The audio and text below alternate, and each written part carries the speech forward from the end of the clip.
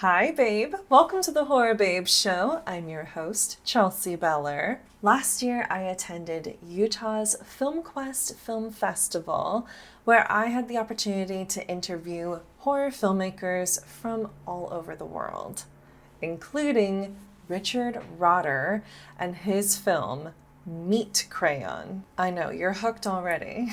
Richard and I get into how this concept came to be, bad parenting, and really a little bit of everything. So you won't want to miss this. Let's tune into my conversation with Richard.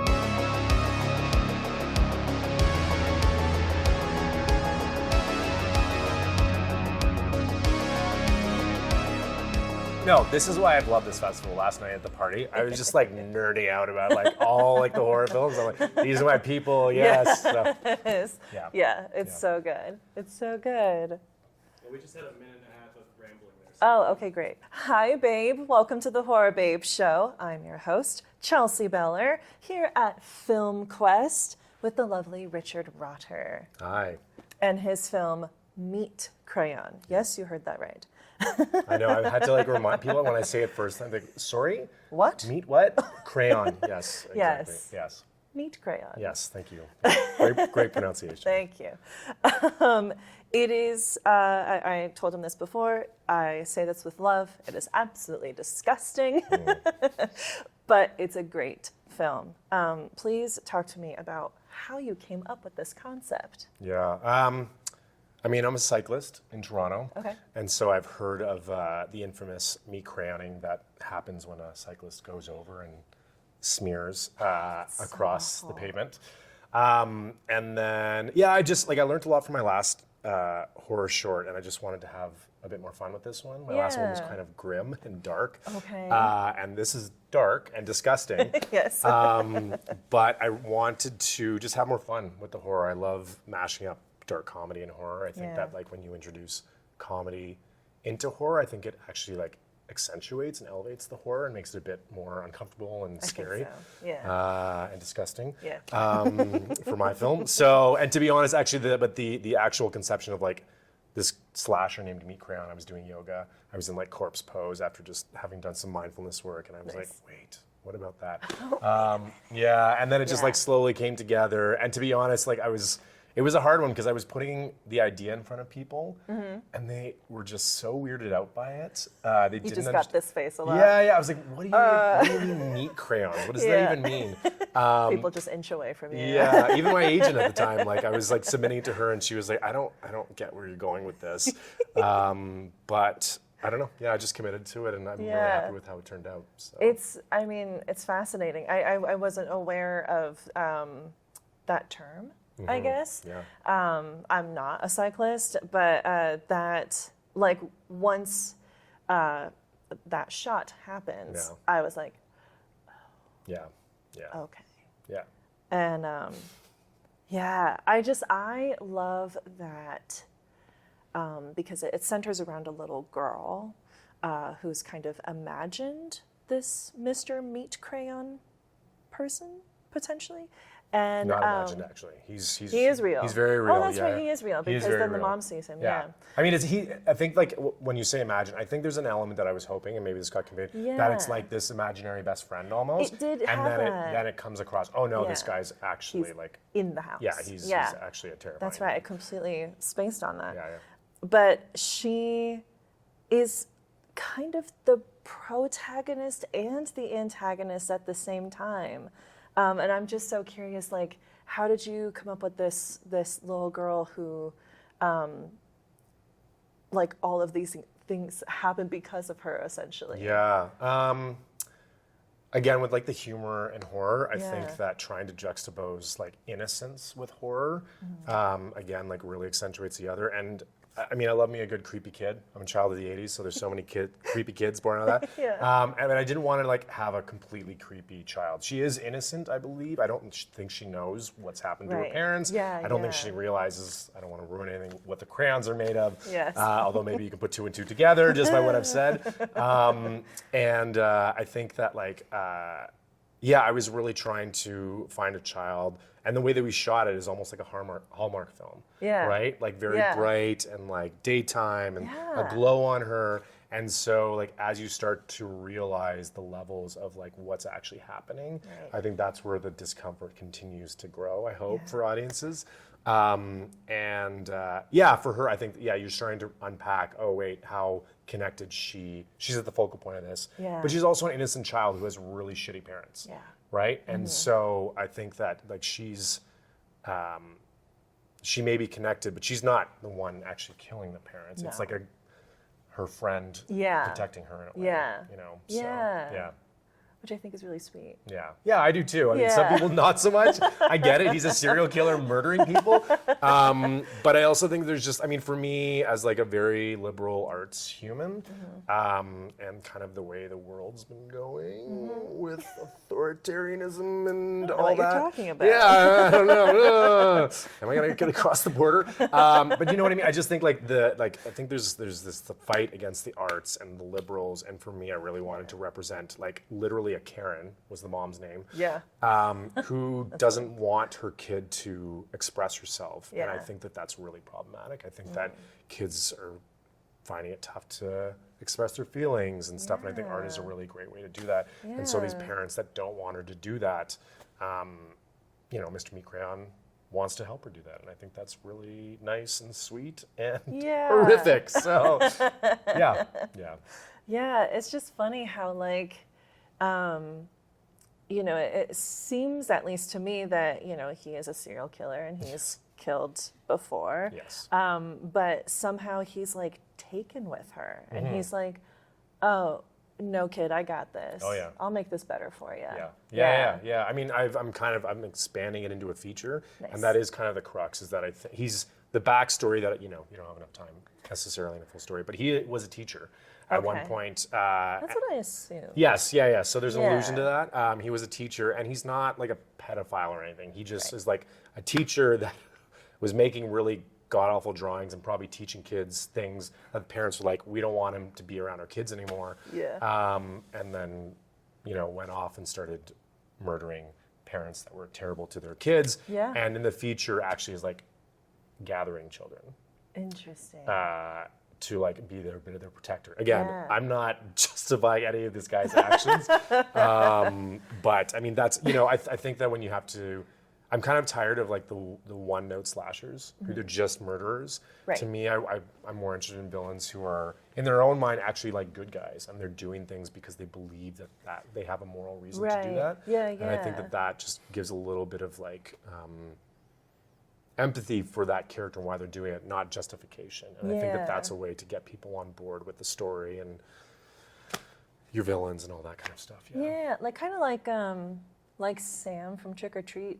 Yeah. Like you know he's doing really awful things. Yes. And he probably shouldn't be. Yes. But he's kind of doing it for a good reason. Yeah, so, yeah. So you're like, no, this is okay, I guess. Yeah, you kind of feel icky feeling that. You're like, should I be on his side? I mean, I guess I wouldn't do that. But Yeah. Yeah. Me personally, I would Yeah. not. But him, it's okay. Yeah. Yeah. Who did your sound design? Yeah. And tell me all about that. My sound designer, mixer, Eric Arneson, is a guy from Toronto who I worked with, and him and Brett Higgins, who was the composer, are like a duo that worked together. So if you guys are looking for anyone, go with them. Okay. And Eric, when I pitched him, he was just really excited. He's like, "Oh my god, I want to figure out how to make the sounds of these Yeah. meat crayons." So he was trying different like crayons and different like textures and bringing like he tried so many things like up against like concrete and whatnot with like a microphone. It was Yeah. it was experimenting. Yeah. Really, he was trying to figure out like what is that texture, because you want the fat deposits that are in the crayons and like the sinewy tendons and like the wax and the blood, like it's bits gross. of bone Yeah, and- exactly. yeah. All that to figure out what does that sound like on a Yes. paper, especially in those macro shots that we have. And I think he did an amazing job. And it was a really good collaboration, experimentation to get there. Yeah. And the feedback we've been getting has been amazing. And it also pairs with our art director, Sonia, who made the meat crayons. And she Was excited to Okay. like put them together and went through this process of finding actually like, wax and like different things to like put together so that they looked gross. But then they Yeah. also did actually mark it up and like were crayons. Yeah. Yeah, so They you like. can have your very own actual meat crayon. I've got them all in my basement, so yeah. I want to order that right now. Yeah. That might come with the feature, so yeah. You just like throw crayons. Yeah, into your bag. yeah. So, missed opportunity for merch. I should have brought them to FilmQuest. Yeah, Meat crayon. yeah. No, that's, oh my God. The sound, I think, really got me more than the visual. But the visual was, I mean, it's so horrible, but I loved it so much. Thank you. Yeah. I'm curious. Can I ask you a question? Yeah. When you first saw the crayons, because this is what I like to ask audiences, like, did you know what they were, or did you think they were just like straight up crayons? I did not, I was back and forth. I was Okay. like, no. Is it? Good. Is it? That is what I'm hoping. Because I think Yeah. I want to unsettle people to be unsettled by the first sounds. Yeah. Right after that accident. Yeah. But then as you start to like realize more and more, you're like, wait a second. Yeah. I'm really starting to hear these noises, and those don't sound like normal crayons Nope. at all. Yeah, it was definitely the sound. Yeah. Like, probably the second or third time I heard it, I was like, yeah, okay, I know what that is now. Yeah. Oh wait, the title. Right. Okay. Yeah. Right. Yeah. Okay. It's all He's coming putting it together. all right out there. He's not trying to be subversive. Okay, that's exactly what that is. So, yeah. Yeah, well, I think it's such a interesting title. I mean, like, how could you name it anything else? I mean, I've got this. People have been pitching me the sequel titles. Really? Yeah. Meat Puppet. Ugh. Someone had Meat Carpet, I think was another one. I was like, there's just like a whole Okay.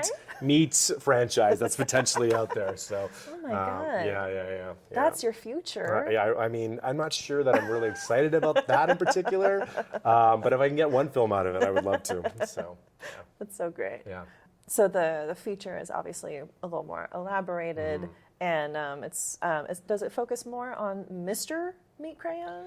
I mean, Mr. Meat Crayon he's the central villain, and it's more about, how do I say this? He brings together a bunch of parents at a school Okay, to show them why they're terrible parents. I see. Okay. Does he talk? I don't remember if he He doesn't talks. talk in this, but he does talk in the In feature. the- Yeah, for like this short moment, I was like, I didn't want him to have a voice. He has this like eerie, like shrill scream that the actor Ryan Right. Holliman did that I loved. Yeah. When he tears open his face. That's right. Yeah. Yeah. But I just felt that for a feature, I mean, definitely you can have slashers out there that don't talk, but I just thought there's an element that I do want to humanize him in a way and like understand his motivations for why he's doing this. And that Yeah. actually in the end, like the story isn't about him like wanting to kill parents. He wants the parents to be better parents. Right. Yeah. And if they fail in, whatever he's trying to get them to do and they Yeah. die, that's, not. I know. That's not on him. That's not on him. And to be honest, like I really tried, especially in the short, he doesn't actually kill anyone. right. He causes accidents Yes. that kills people. Yeah. And so I kind of stick to a bit of that for most of the film. Yeah. The feature. Yeah. Yeah, I love that. I think that's going to be so interesting, and I really hope that you're able to get that feature made, because Cool. I would really want to watch Thank you. I hope so too. It's been really nice to get the feedback from people. You never know when you're going to put a weird ass film out into the world, Yeah. how it's going to be received. And it's been really so humbling to get a lot of amazing feedback about people saying I'd love to see more of this guy. Yeah. So that's exciting for me. Yeah. Well, I mean, especially me in my current position where I'm watching short films a lot in a very short period of time. That one sticks out to me so much. And also the last kill is just replaying in my head. Yeah. And it's really brutal, but it's so funny when there's kills like that where you're oh, I should have known that was going to happen because of the string I'm so glad. and everything, I'm and glad. then it happens, and you're oh my God. Yeah, I'm glad. No, because what people have been telling me is so much happens between the first time she trips and the end. Yeah. And people forget, and then so that's what I was hoping to go for. That it's Yeah. and I don't know. I don't like to be too gratuitous in my deaths. I think like deaths happen very quickly. Yeah. And when, you know, one of the characters dies at the end, it just, I mean, she slides down the glass for that comedic moment, but I mean, she dies very quickly. I think like my heart and my jaw both just dropped. I was just like, oh my God, like I can't believe that. But also like, oh, duh, like of course that would happen, you know? It was really great. Oh, great. Yeah, I love a good kill. Yeah. And she deserved it at the end, I hope, too. So she was. Yeah, she Anyone was the talks to worst. their child like that, I'm just like, No, get out of here. Yeah, or die, you know. Yeah. Or die. Yeah. My last question is what message or feeling do you hope audiences walk away with from this film? That they want to see a feature film. No. That they want to give you some money. Yeah. I mean, that would be really nice. That would be good. I think that, like, for me, what I love about horror, whether it's really scary or more just like straight up uncomfortable, is that I think in a safe way, safe-ish way, it pushes us into zones of discomfort that force us to like reflect on ourselves and like almost have a bit of a mirror and like have really good discussions. And so for me, you know, I wanted to explore, like I'm getting to an age where like a lot of my friends have kids and I'm seeing a range of how parents are. And I'm not a parent, so I'm not here to judge, but I do think there's ways that we talk to kids and like support kids that can be really harmful. Yeah. And so my hope is that seeing this film, like that can kind of be a bit of a reflection, especially around like just this wave of anti like wokeness and like liberals. And I just find like And knowledge. facts. Yeah. You know, or just expression. Like for me, I got into psychotherapy school this year, and so as a Congrats. guy who is constantly trying to like work on my own version of masculinity, and like me as a modern man trying to figure out what that means, like expression of feeling and talking is so important. And I just think like that's also like something that I tried to get into the film about parents who don't support that. Yeah. And then for me, it's almost like just a reflection of like, if you don't do that, really bad stuff can happen. Yeah. So that's kind of like the message that I'm hoping people take away from it. Yeah. Like your kid will want you to die. Potentially, yeah.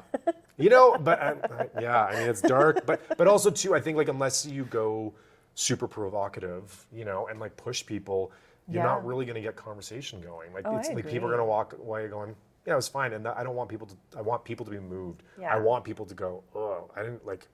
Something about that makes me feel really uncomfortable. It's like, great, so let's talk about that. Yeah. So. Yeah. Let's sit in the discomfort. Please. Yes. Yes. 100%. Yes.